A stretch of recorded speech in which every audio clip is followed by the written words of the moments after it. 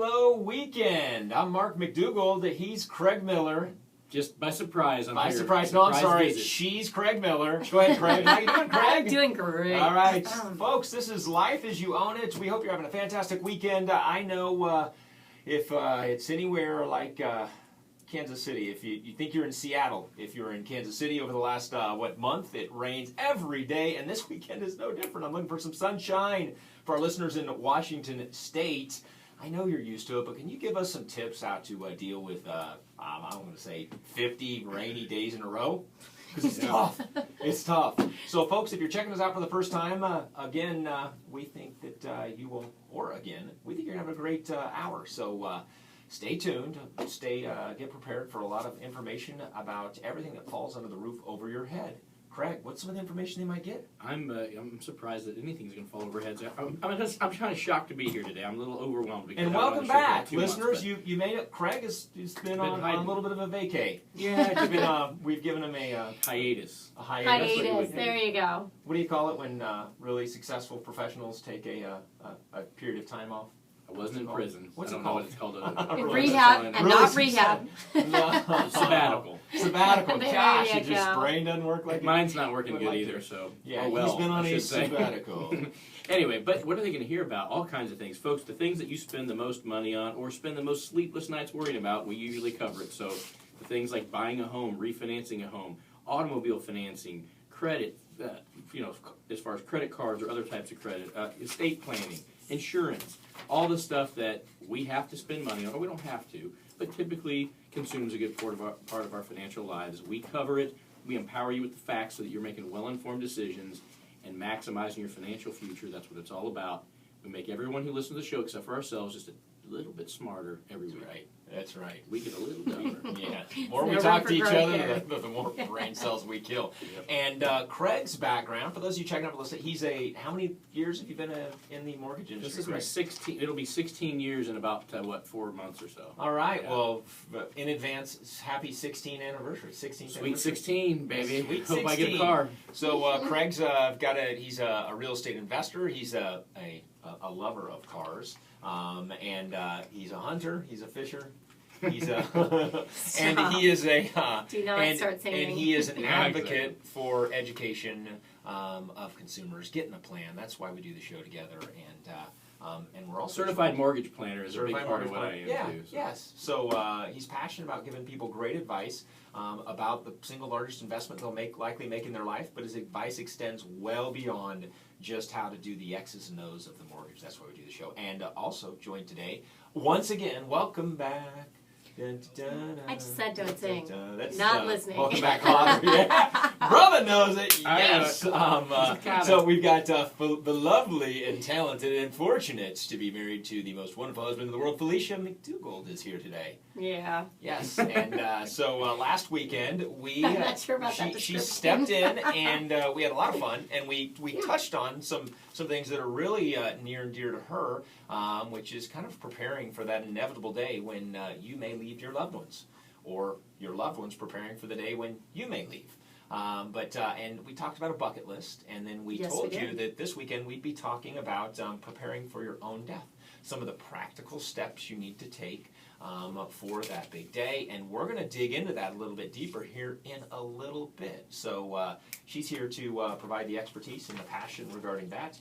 And Craig, so what else in the show today? We're going to talk. We've got the 20 hottest U.S. real estate markets. We're going to talk about vacation homes, how to finance them, and some questions you want to ask your realtor before you list your home with them. We'll have that and some more guaranteed, and some should you stay or should you go scenarios. Craig, I'm putting you on the hot seat, brother, because there are some good ones. That's where our listeners, they reach out to us. Craig, how do they get a hold of us? Well, they can call 1-800-270-6425, and I always give everybody a chance to plug that in your cell phone. So get ready, pick up your cell phone, enter your password in there. You ready? All right, 1-800-270-6425. That's the hotline, 24 hours a day, 365 days a year. You can reach the show. You can leave a message. We will respond to every single person who calls. Don't think we won't. We will, and we may even air your question on the air. Or you can also email us questions, or question for that matter. If you're feeling lazy and you want to leave the S off, it's question or questions at lifeasyouownit CraigDesmond.com. The only time you'll be hard pressed to get a hold of Craig, because he did say 24/7 is whenever maybe a Justin Bieber expose is on, or maybe a Justin Bieber's touring follows. Do you follow Bieber Nation around his entire tour? No. Right? But Yeah. who's Justin Bieber? Exactly. Okay, so Exactly. also remember, if you've got questions like a should you stay or should you go scenario, you can call us, but also you can hit us up on email, or you can go questions@lifeasyouownit.com or question@lifeasyouownit.com. Not .com. And we also want to hear from you. You can keep up with us on Facebook and Twitter. We want to be your one-stop shop for advice, and whether it's something that falls under the roof, or sometimes we cover things that we probably wouldn't want under our roof, right, Craig? That's true. I'm not going to give examples right now. You have to listen to another show to find out. Septic tanks. Yes, that's a good one. Okay, so and you want to let's get out of the business that we do every show, which is going to be given those average interest rates. Those of you thinking of buying a home or in the middle of a refinance transaction, we like to give you the benchmark so you can be armed with some information. Craig's going to give you the national average for interest rates starting right now. Now. Folks, we do bring this every week, and it is based upon an average. It's based upon an average that's consistent week over week. This is the national average compiled over the week before, and it's based on a $200,000 loan amount, 20% or more equity, and a person with excellent credit. This could apply to refinancing or purchasing a home, but keep in mind that excellent credit rating, 20% or more equity, all that stuff comes into play. Now, if you've got mediocre credit, you may still qualify for a loan, and there may be a great rate for you, but it could affect the terms a little bit. The biggest thing we see that affects the quote that one person gets versus another is the fees. The fees and costs. We warn you about it every single week. You've got to go online to do the break-even formula on our website, lifeasyouownit.com. Get educated about those fees and costs, because really when you do a refinance loan, or even when you purchase a home, those fees are, once they're spent, once they're rolled in your loan, what have you, they're gone. And you may be able to avoid those fees by structuring the loan differently, which could ultimately save you quite a bit of money. But these averages are based upon, and in fact, every term that I'm going to share with you today, which is a 30-year mortgage, a 15-year mortgage, a 5/1 ARM, and FHA 30-year fixed, they all are hovering right around that 1 point, or a little over 1 point range that people are paying in addition to the other closing costs. Well, what is a point? A point is 1% of your loan amount, and that's typically a fee you're paying to buy your rate lower. Is that a good return on investment? Rarely, if ever. In fact, never that I've been doing this have I seen it return anything for any borrower. But you can pay points, and a lot of lenders are quoting rates with points. You can take a slightly higher rate and avoid that. But if you have a $200,000 loan amount and you're paying a point in your loan, you're paying $2,000 to quote-unquote buy down your rate. And that's a serious consideration among all the other fees and costs you need to take a look at. So 30-year fixed rate conventional loans, folks, 4.12 national average over last week. Rates have been going up a little bit. So we've seen it consistently for a number of weeks in a row where the market has been volatile. There's up and down swings during a given week.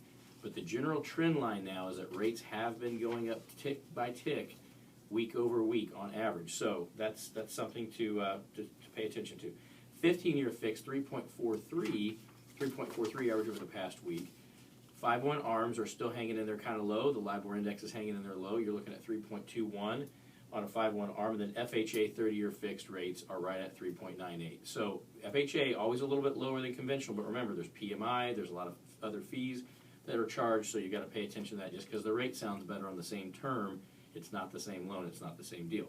So folks, we see rates going up a little bit. What do we think is going to happen? Well, I think that they will probably continue unless we have some major market upset internationally to hover around where they are and slowly tick up with little pockets where we have those shake-up days in the market where there's a big sell-off and rates take a dip because a bunch of money floods into the bond market for a day or two. So you've got to have a diligent mortgage planner. If you're not locked in, you're in the middle of a transaction right now, or you're going to be in one, work with someone who understands these technical things I just talked about that don't even make sense to some of you out there listening to the show every week. Deal with someone who knows this stuff, understands how bonds affect rates and how to watch those things, and can look at the technical indicators on what direction rates are going, because you need someone in your corner that can help educate you and keep an eye on it for you. Good stuff, Craig. Remember, folks, it's those dollars you invest in that mortgage, which is you're doing if you're paying the costs or if you're potentially going to take a higher interest rate than what the market will bear or whatever. It's strategy, and it can be tens of thousands of dollars, and it's about having a plan and executing that plan that's most important. Okay, so real quickly before we jump into the what we call death planning, is that what we're going to call it? Yeah, death that's planning. great. Okay, we To are the going point. to let's real quick. In the vein of talking about home ownership or those people that are in the process of buying or whatever, before you go to sign up, list your home with that agent, here are some practical questions you need to ask them. Number one is, this is a big one, what market do you work in? Is the market where you live, is that the market they primarily represent? Another one is, what percentage of your clients are buyers versus sellers? Why is this important? Well, you want to know, do they have a potential large pool? I'd ask it and go, if they've got a lot of buyers, then they may have some people interested in my house. That's a good thing. So you can ask this, is it more important that they have 80% buyers and 20% sellers? I think that's attractive, but does that mean that they can't functionally list your house? No. If they've got a small number of listings, my question would be on a percentage basis, how much experience do they have in selling homes? So there's a balance. There's not a right answer, but you want to see it's attractive if they got more buyers than sellers, but if they're selling no houses, that's a problem. Here's a big one. Do you work full-time at this profession? Oh, that is a big one. Ask them. No, you want someone working full-time. This Right. is their craft. This is their trade. This is what they do. They're experts. Another is, am I going to be working with you or a team? Also, how many homes have you closed in my neighborhood? And lastly, but not leastly, how many years of education and experience do you have? Now, the biggest one now, as you've asked those, is specifically, what is the marketing plan they're going to present to you for your house? So you ask those questions, then you get down to the real business. What is the marketing strategy? What are they going to invest to sell your house? And most importantly, they need to validate that the price that they're going to have you ask is one that's supported in the market. When we come back, we're going to jump in, planning for death. Hopefully not. We're going to help you. Life as you own it. All right, friends, we are back. Life as you own it.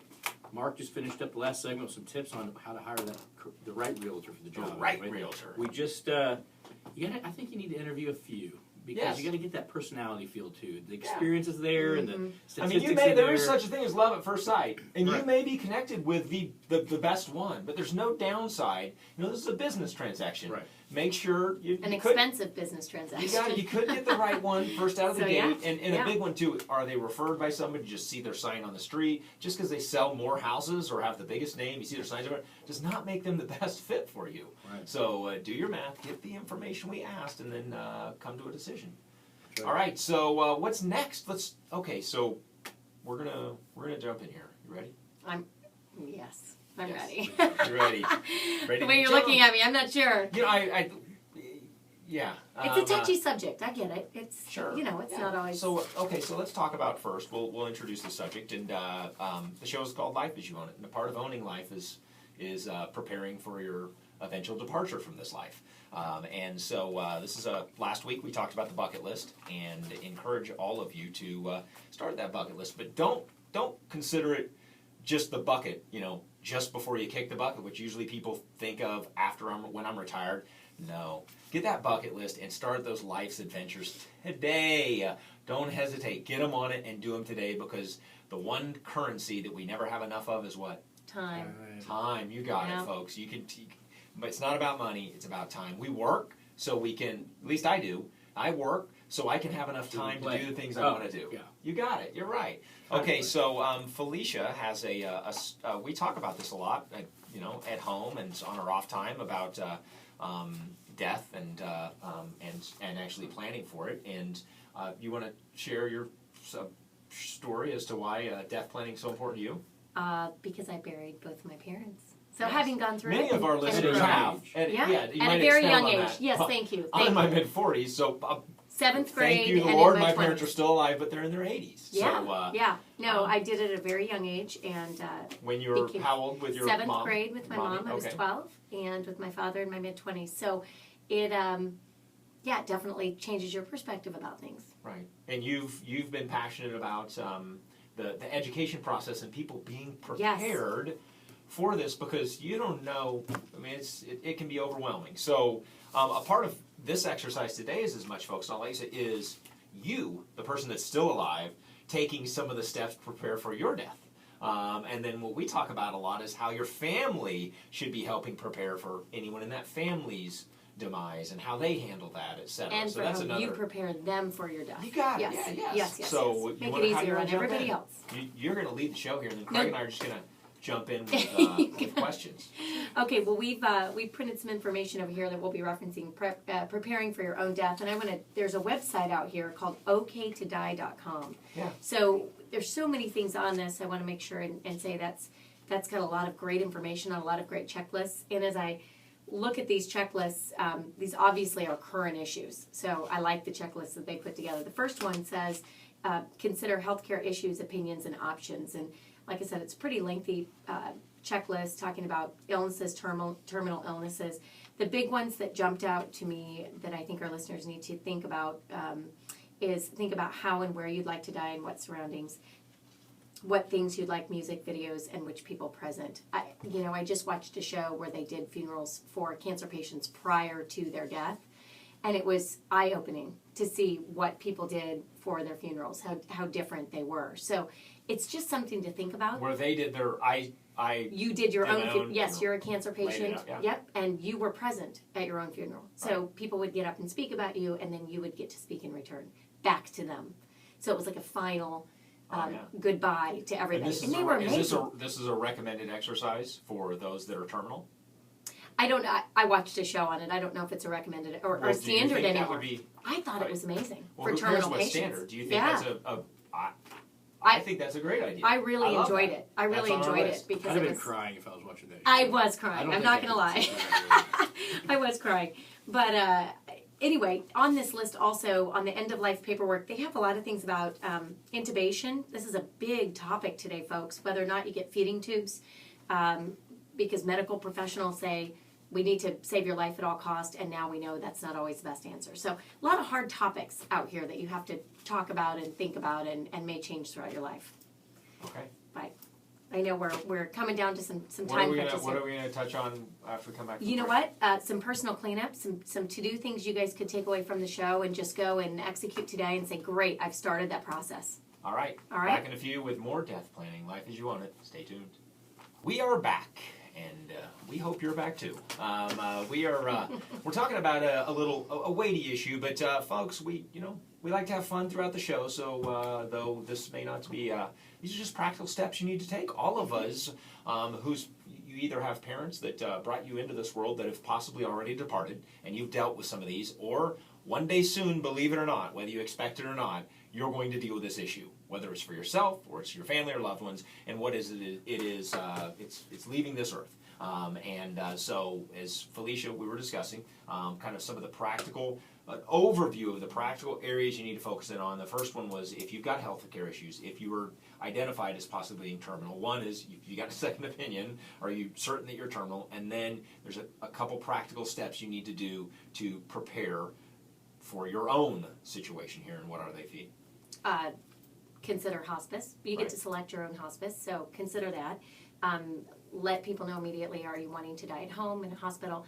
I will say, folks, a large percentage of people say at home, and because it's not in writing and or the person doesn't feel that they can execute that, most people die in the hospital. So Right. it's something you need to be very certain that the person you're writing this down for or in your healthcare proxy or wherever you put this can execute and say, I can carry out your wishes through to the end, because there's a huge difference in the percentage of people that want one and get the other Right. on home versus hospital. Okay? Where would you, Craig?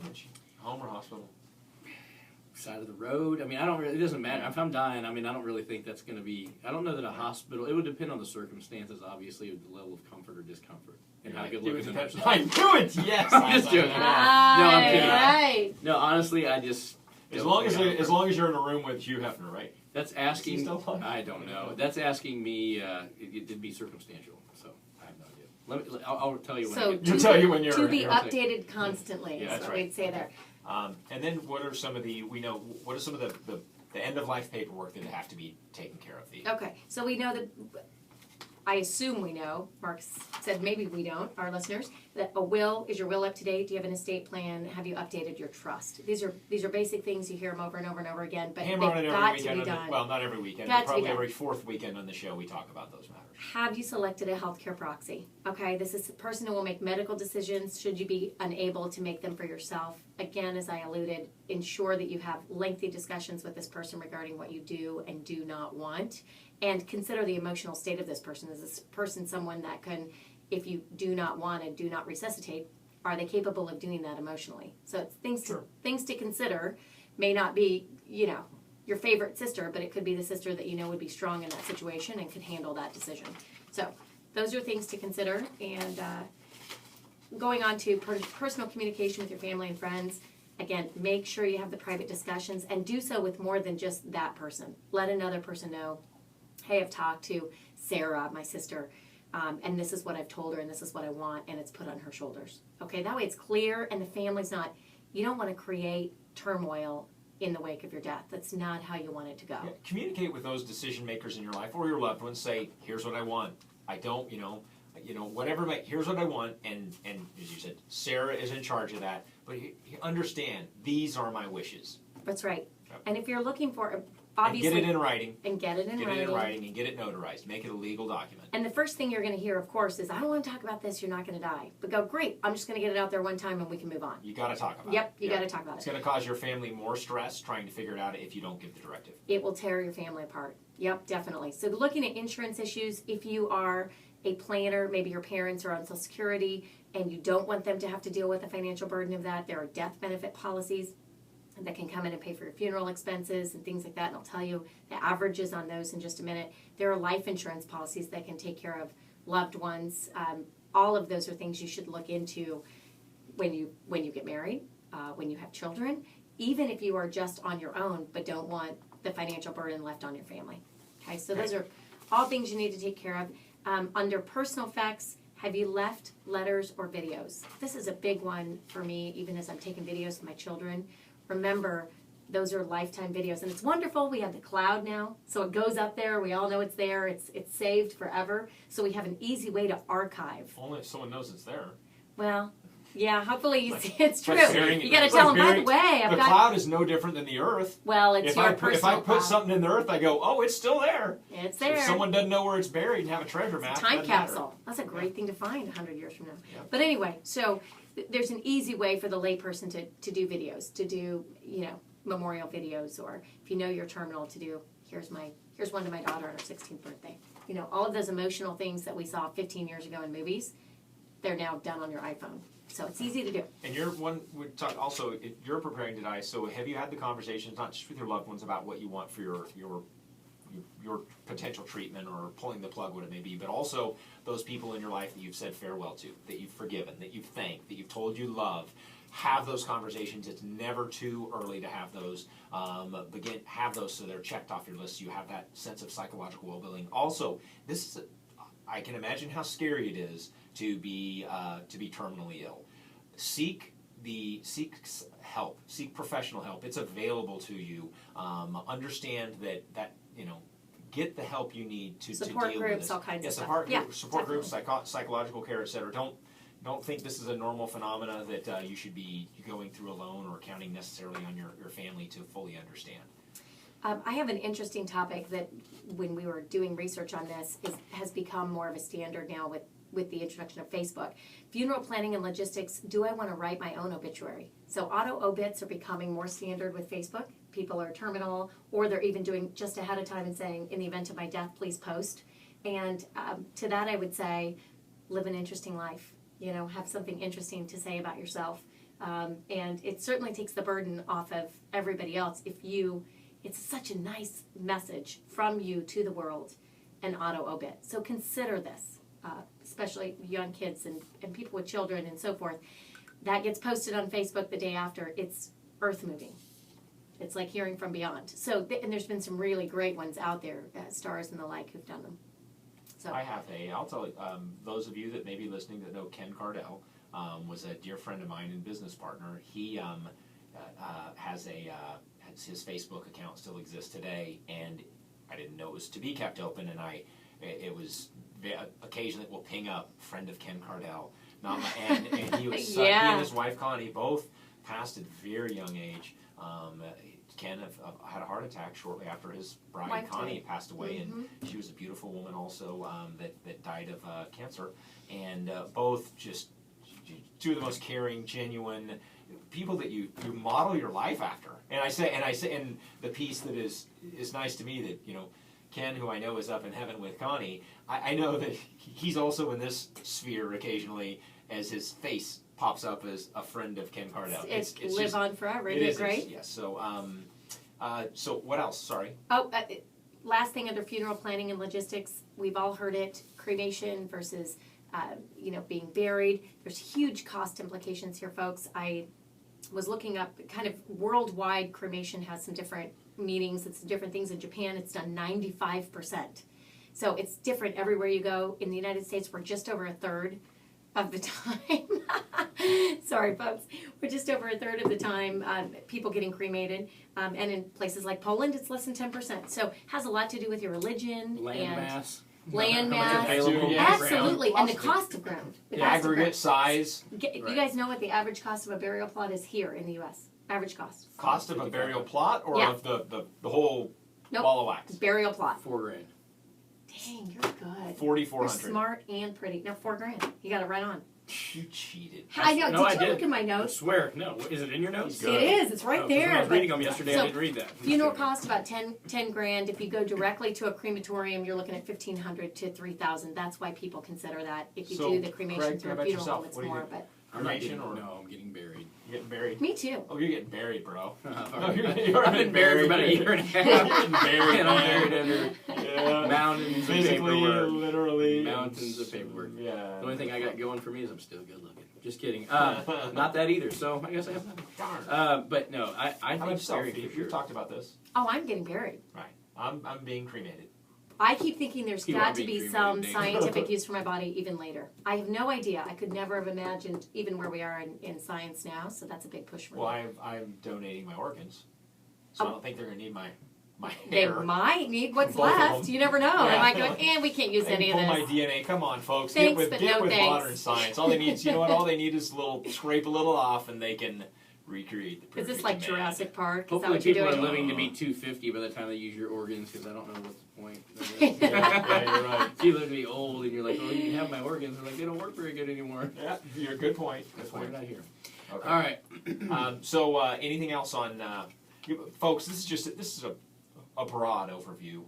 Bottom line is, you do need to do some planning. Makes people think, though. I think a lot of our listeners are sitting there going, I don't Have I think done about this stuff enough. we know you're Yeah. told you got to have a will and a trust. You should know part of that will and trust is a healthcare proxy.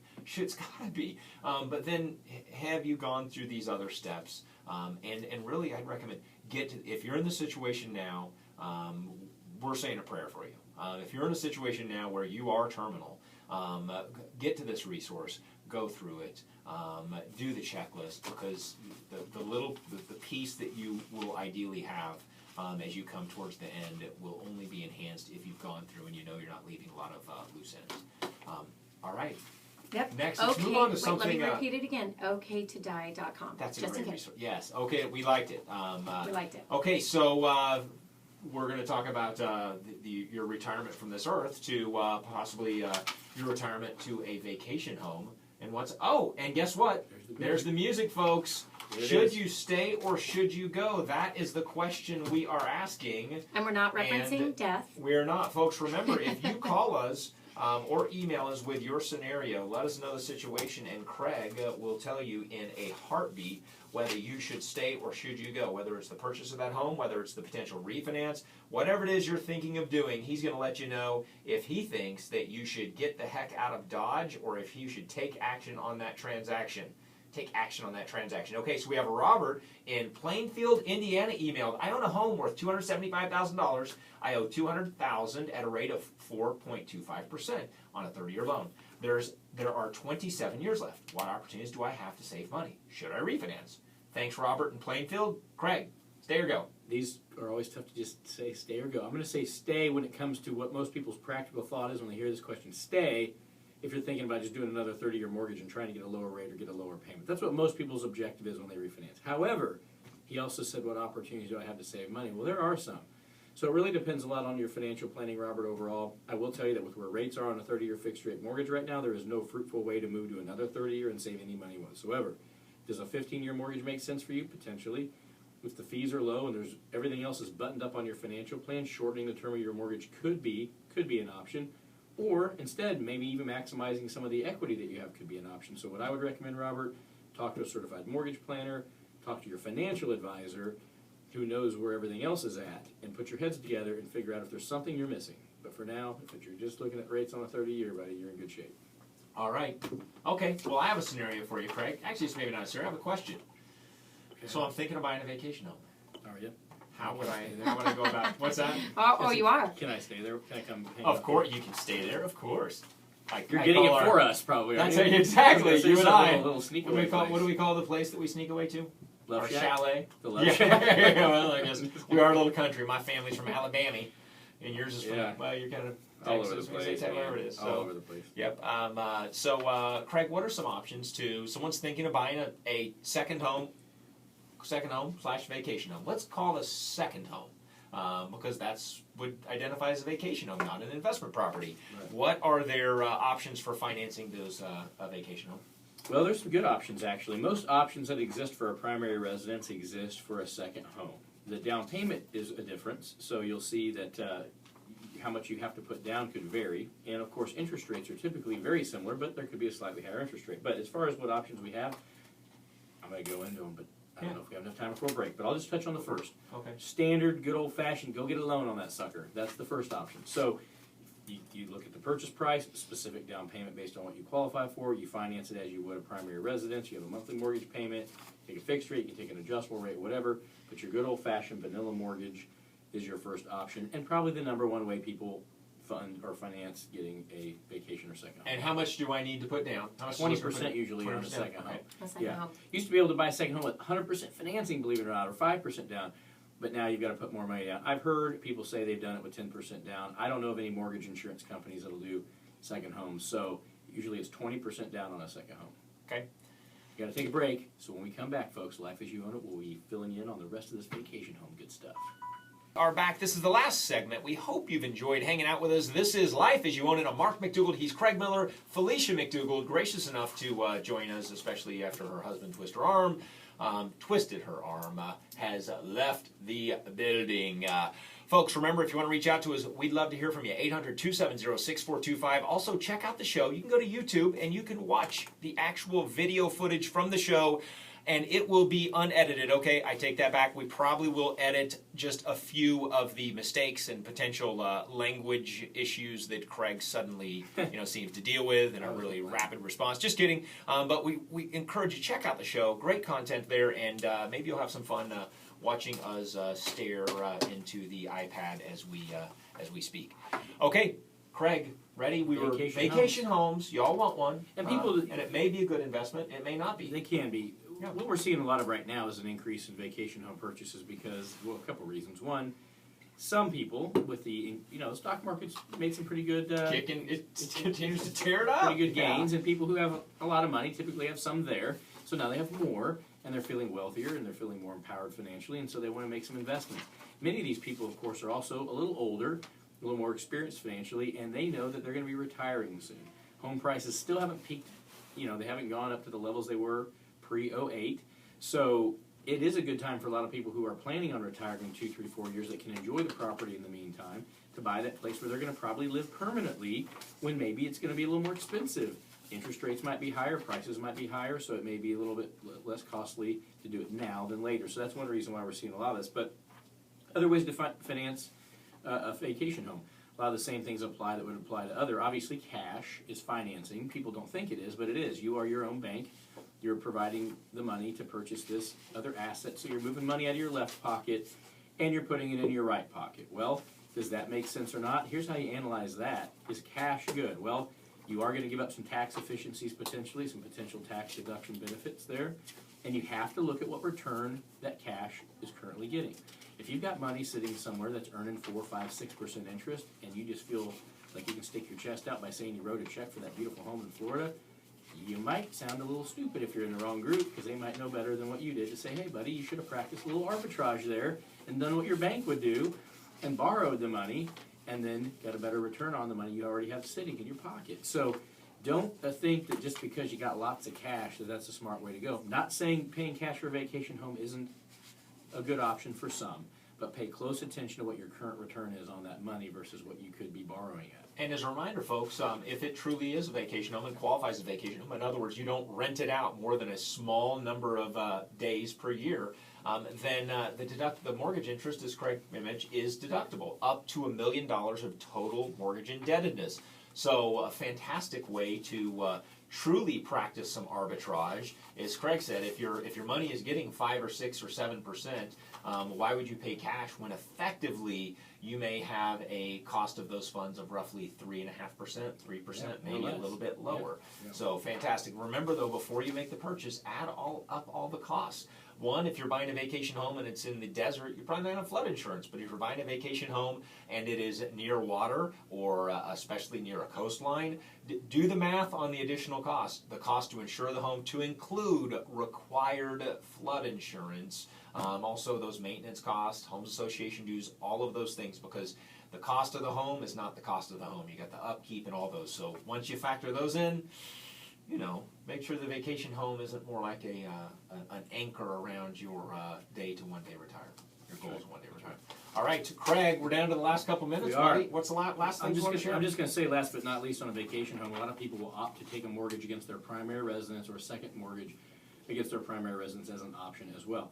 Take a hard look at that because you need to make sure the tax deductibility is going to be there. So ask your tax preparer, CPA, and then pay close attention to the exact cost of the funds versus what it's going to cost you to borrow the vacation home. Save the most money possible, but definitely consult with someone who's got the wherewithal to be able to tell you which one's going to tweak the investment for you. So, what else do we have with a minute left or less? We have less than a minute. Hey, did you, I think this is a pretty neat business idea, and it just shows folks with a little creativity, it doesn't matter, there's always, take a good idea, make it better. There's Uber for office space that's in China right now. I don't know if it's hit the U.S. yet. I was just reading an article that there is an entrepreneur who came up with the concept of renting out. So this would be more like Airbnb for office space too. Right, yeah. Renting out office space, whether it's a desk, etc., and they do it just like Uber. So you may get it for an hour, you may get it for 30 minutes, you may get it for a week, or it may be longer. But fantastic concept on the Uber type platform that is just creativity, folks. So bottom line is, the stuff we're laying out for you is pretty simple. We're not asking you to come up with a new business idea. We're saying take the simple principles that have been proven and do some math and get ahead, because this is your life and we want you to own it. That's right. All right, been another installment. I've had some fun. Have you had fun? Had fun. Okay, folks, remember, thanks for hanging out with us. Life as you own it. And as always, Stay classy. all right, bye. I'll edit this tomorrow. Or, Cool. Freaking chips, Kip. You know what? Let's do one real quick. Do you have time to do it? Yeah. We'll do it Did you fast. stop that already? Promo. You know what I always call this? Promo with a homo.